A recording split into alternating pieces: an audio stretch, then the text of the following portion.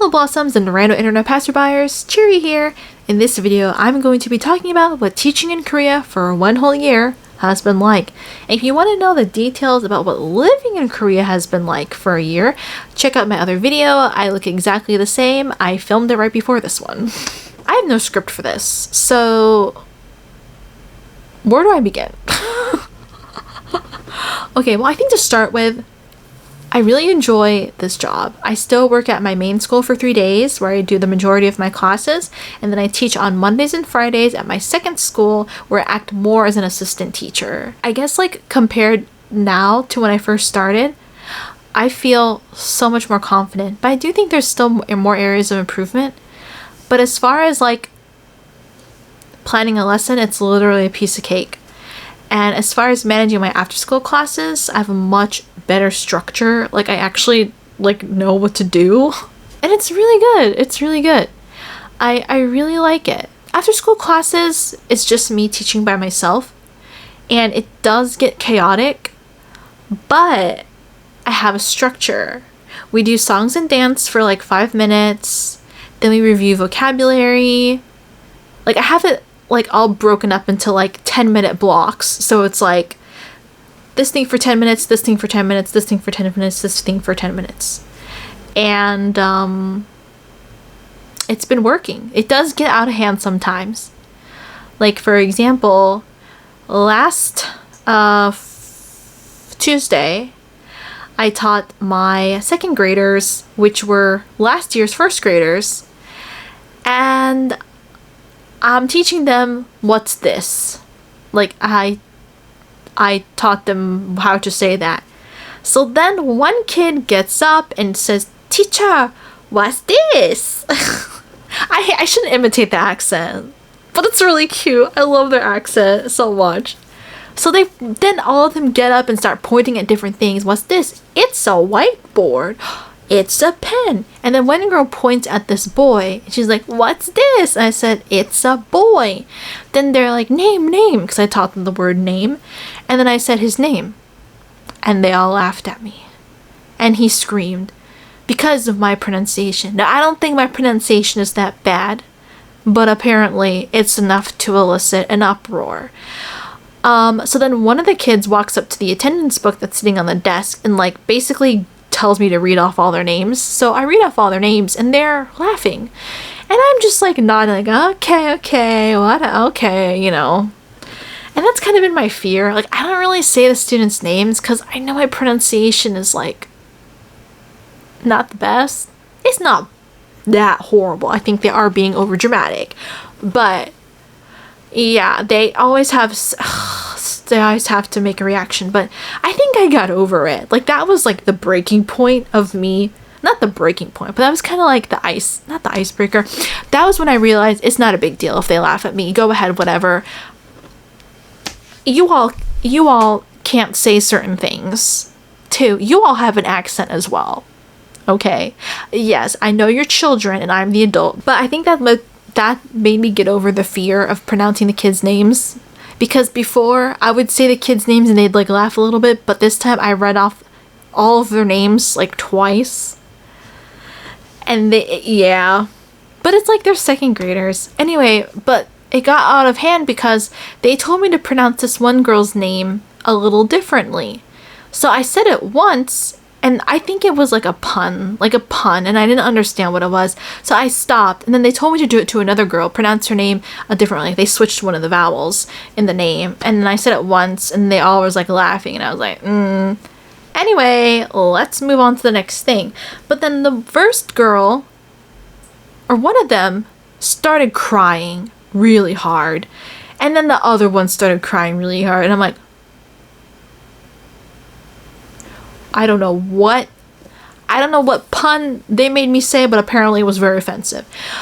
But all the other kids was telling me to do it, so I think the girls were mad at the other kids. This is a class of like only 8 people, so it's not really that big. I think the girl was mad at the other girls that were telling them to say that. So I think they were mad at each other. They know that they know that I'm just the silly old American. You know, I don't know what I'm doing, so I think I can get away with a foreigner card for that. I don't think they were mad at me. They were mad at each other. But the class, the other girls, they apologized and they tried to get them to apologize to each other. You know, they were very self-governing, so I think it was fine. But yeah, that's what happens, and it is what it is. I mean, hey. I don't know. And in that situation, I would have talked to my new co-teacher. So last year, the 5th grade teacher was my main co-teacher, but now he's the 6th grade teacher, and the 6th grade teacher last year is now the 5th grade teacher, and there's a new 3rd grade teacher and a new 4th grade teacher. The 3rd grade teacher from last year is now the science teacher. The science teacher from last year became a substitute teacher for the 2nd grade teacher, but now she left and now she's just a general substitute teacher, and now there's a brand new 2nd grade teacher, and she's my main co-teacher, and she teaches 2nd grade, so she knows these kids. Normally I would go to her and ask her for help to calm down the class, but she left school early, so yeah. But that's good though, because like I do have her to go to help calm down the class. And she told me, she's like, if you need help, just walk over to my classroom. It's like 2 doors down, and she'd come and help. And then the teacher next door, who does like the day after school kind of daycare, she sometimes pops in to check on the class and calms them down. And then the 1st grade teacher sometimes comes in and checks on the class to help calm them down. And I really appreciate that.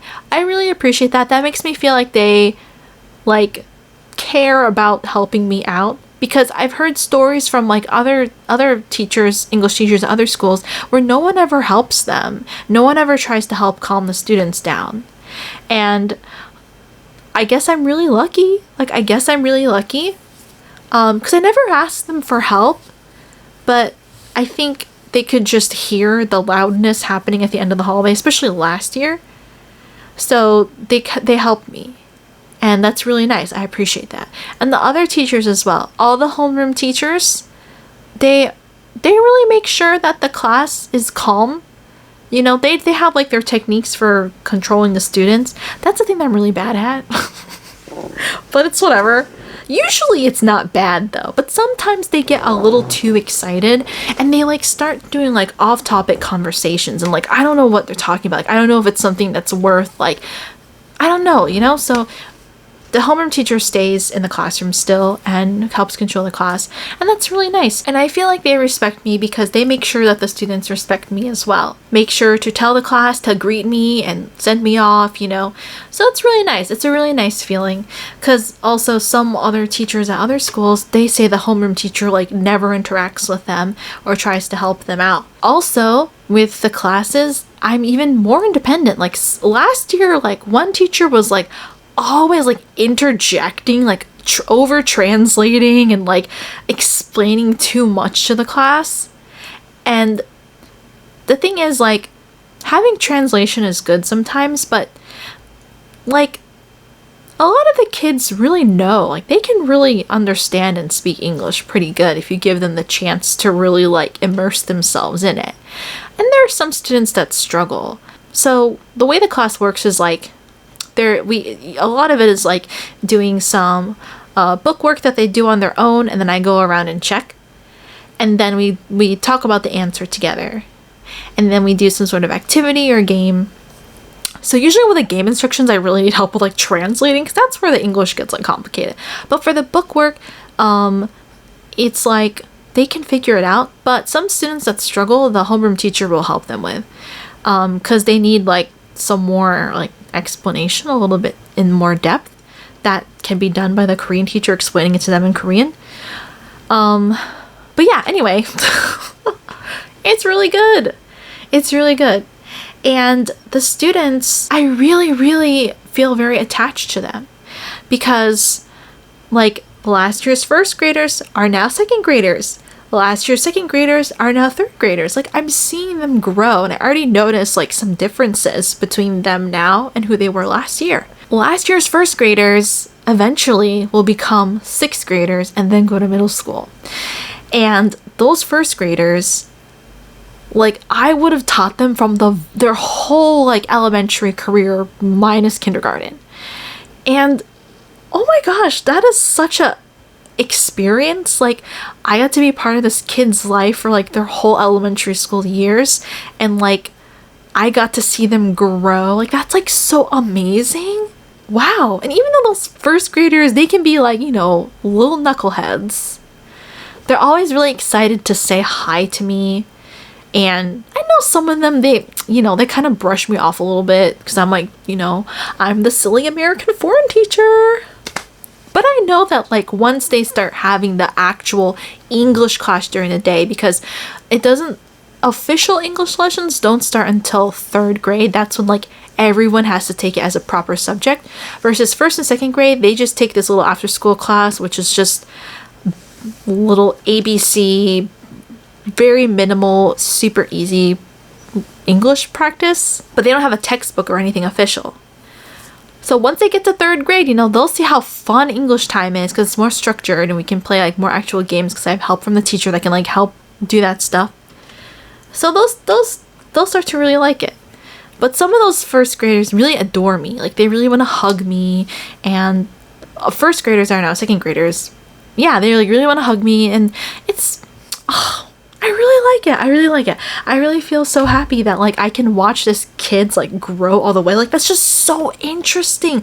Like, that's, like, a part of the human experience. Like, watching a child grow. Like, what the heck? Like, that's just so cool. Last year's 4th graders are now 5th graders. Like, that class is so fun. And then last year's 5th graders are now 6th graders. Like, and every class has some kids with such funny personalities. Like, I thought coming here, a lot of Korean kids would just be very, like, I know this is very stereotypical, but I thought they would just be, like, quiet and studious.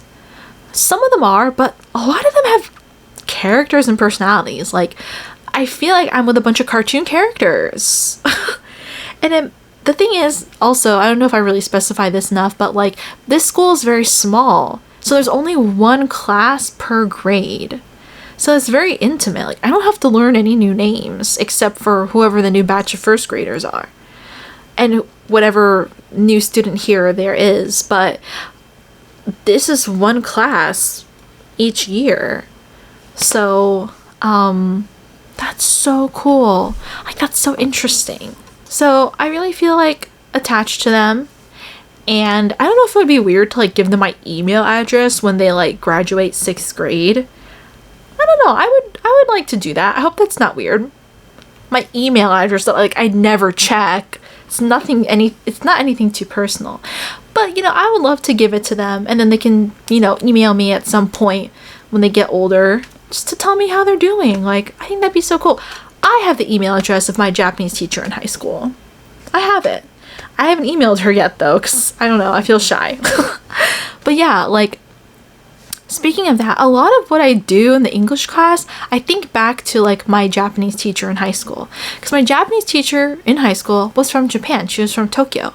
And so I really felt like I got to learn so much about Japanese culture through her. And I had her for 3 years. And a lot of her techniques, like hand gestures and stuff like that, like, I try to use as well. And so she was just a really good teacher. So I feel like I'm trying to, like, copy her for, like, what I do in the classroom. And I hope that students feel like, think of me the way that I think of her. That'd be kind of cool. I still feel kind of nervous about, like, this job. Like, I always feel like, what if this funding gets cut and I, like, next year I don't have this job anymore, then I have to find another job. Well, what do I do? Am I gonna, like, try to find another job in Korea? Am I just gonna go home to America? Well, what do I do? So it's like, I'm just trying to work on building a savings so that if I have to make a sudden life decision, I have money to make that decision. I don't know, like, if that change happens, how soon will I know in advance? What am I gonna do? I guess I have to kind of make a plan for that. And also, is this a long-term job? A lot of people say it's not really a long-term job because the wages, like, the salary is no increase. Like, there's a salary cap. You can't really get promoted anywhere. Like, it's just, you do this and it's this forever. So a lot of people say it's not good to do this forever because, like, don't you want to make more money? And also, like, what if the funding gets cut? You know, I don't know. It just feels like nothing is stable these days anymore. But I guess it's just as risky as working for a business because that business could go out of business. Then you got to find another job. I guess I just feel like, as I mentioned in my living in Korea update video for 1 year, I can only think of things 1 year at a time. This contract is 1 year, so I can really just think of my life 1 year at a time. And currently, I like this job. I have good work-life balance. I've never felt stressed. Like, I don't feel stressed out at all. My previous job was extremely stressful. I'll make a video talking about that as well. I would really like to talk about that experience because it was just like so horrible. It'd make an interesting story. Maybe it could help some people out. For this current job, I don't feel stressed out ever. I don't. That is such a luxury. But I do still feel that guilt of like, wow, I'm an English teacher. Like, why is English the #1 language in the world? Like, how did it get there, you know? And it's like, oh, I'm a native English teacher. I didn't really do, like, I had to get a bachelor's degree, yeah. But other than that, it's like, oh, I just was born in America. Like, I didn't really work hard to be a native English teacher. I just am. So it's like, oh, I feel guilty. I feel undeserving sometimes of this job that is fun and not stressful. But I guess if you think about it, the pay really isn't that much. Like, I'm able to live comfortably, but I could make more money. So maybe I shouldn't feel guilty. But I don't know. I just feel like I got lucky with circumstance and I get to do something that a lot of people wish they could, but they can't because they're not from America or any of the other 5 other countries that you can only get this job, you know? Like, there's a lot of people in other countries that, like, really dream, like, I want to live in Korea, like, I want to be there, and it's really hard. Or people that want a job that is this, I don't want to say it's easy, because it does get, like, hard. Like, I think you have to have a certain personality. You have to really enjoy kids who are really fun and entertaining. It's never a dull day. It's just, I'm laughing so much. Like, it's so great. There's a lot of people that wish they could have that job, but they just, like, can't because they don't have this privilege, and I just feel kind of guilty because of it.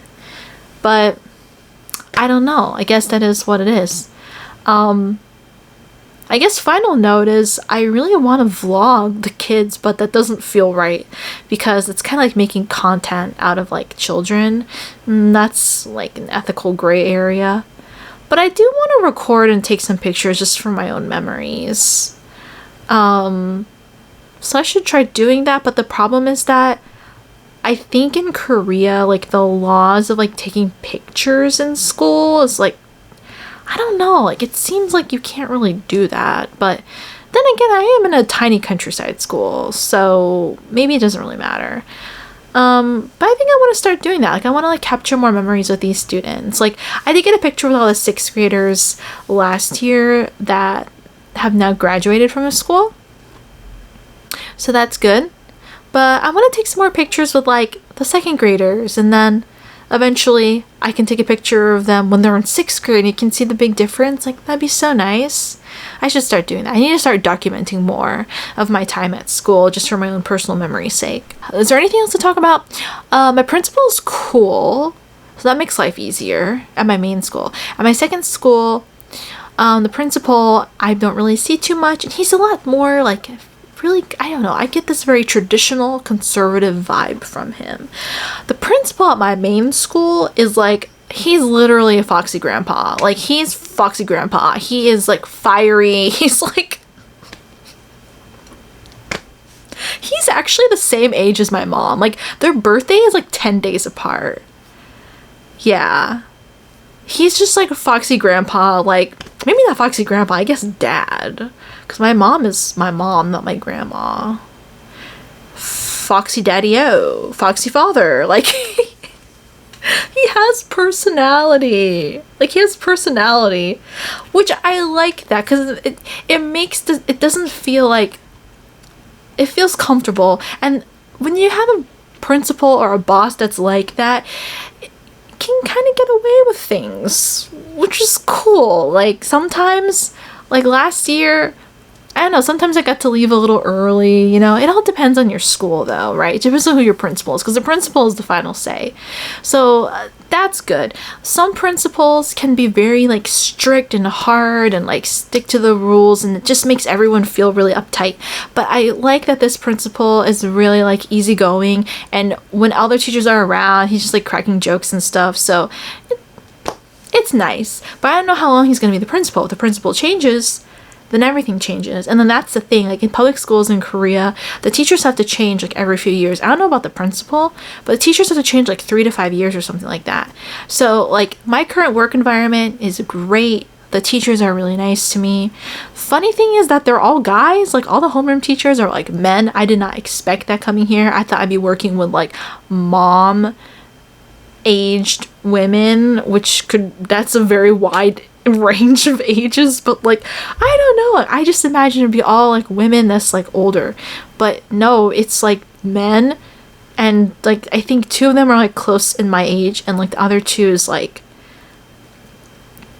I like late 30s. I think the other one is like 40, so that's kind of a surprise, but they're nice to me.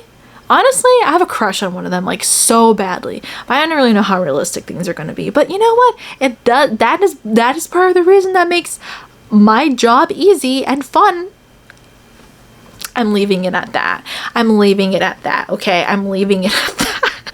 I think the next time I make an update video will probably be 2 years teaching. Because, you know, what is 1.5? You know, we'll just wait until the second year.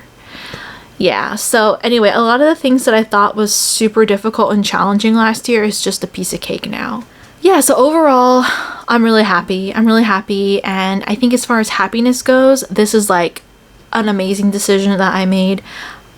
I don't have anything bad to say, really. I'm super lucky.